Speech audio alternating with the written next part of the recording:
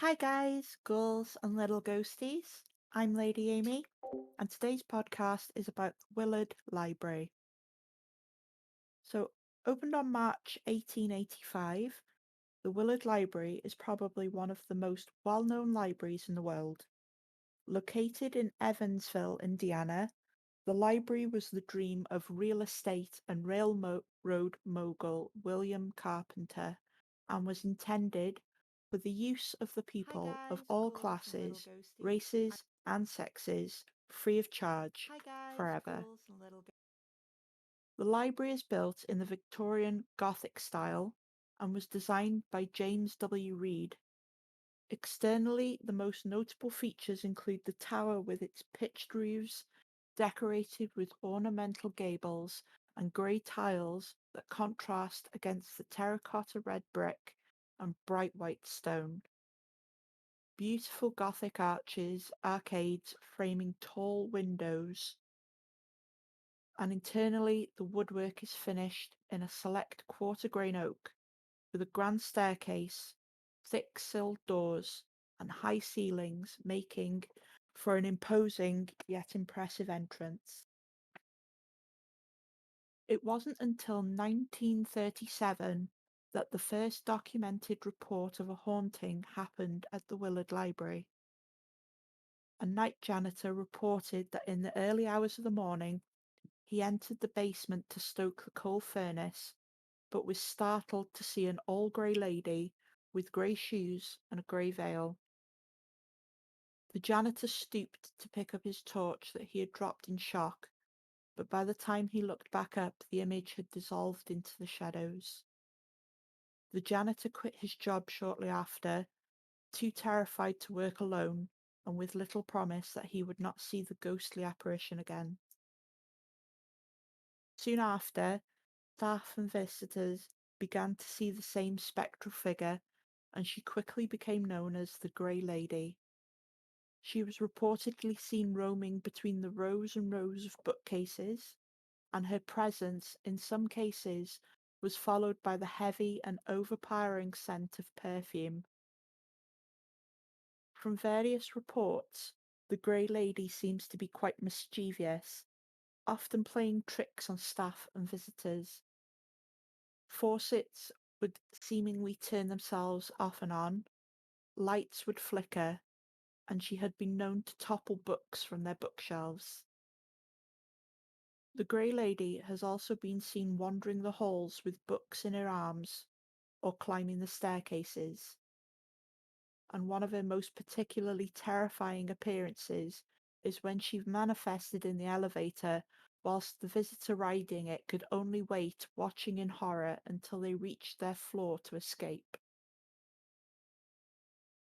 Another area of the library that has had paranormal activity is the children's library. Quite like the main part of the building, there have been reports of books falling from shelves, glimpses of shadows, and even children being upset at seeing figures in the reading area.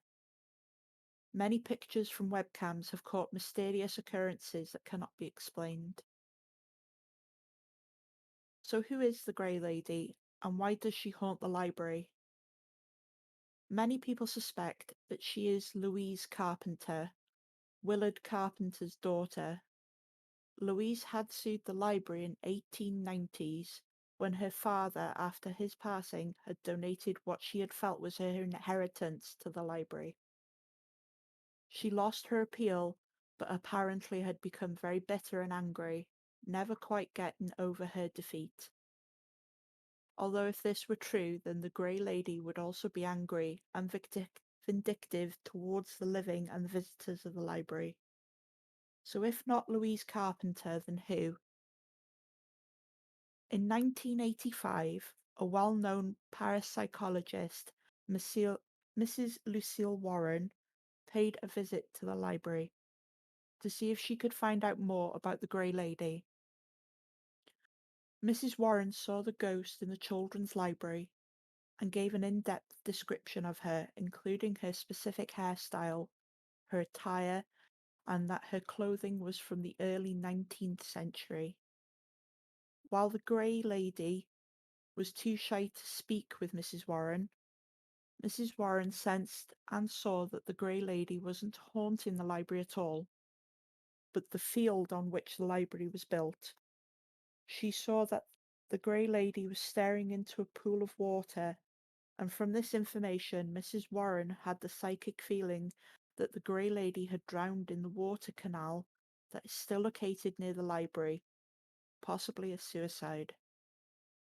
Mrs. Warren also felt that the Grey Lady didn't quite understand that a building had been built around the spot that she was haunting, and that's why she seemed to be confused.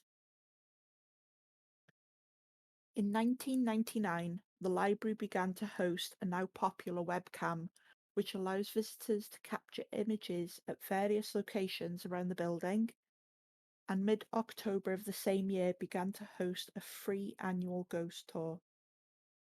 The webcams have been used to help gather hundreds of pictures from visitors to help support the reports of hauntings. Activity has reportedly quietened down since 2010, with few sightings being reported, although staff and visitors say that they do still, on occasion, feel that they are being watched or catch a whiff of heavy perfume passing by. So, thank you for listening to today's podcast about the Willard Library. I've been Lady Amy. If you like today's podcast, please click and like and subscribe. Click the notification bell to be notified of future content. And also don't forget to head on over to our Twitch channel where we stream on Mondays, Wednesdays, Fridays, and Sundays. And we'll see you all soon. Bye for now.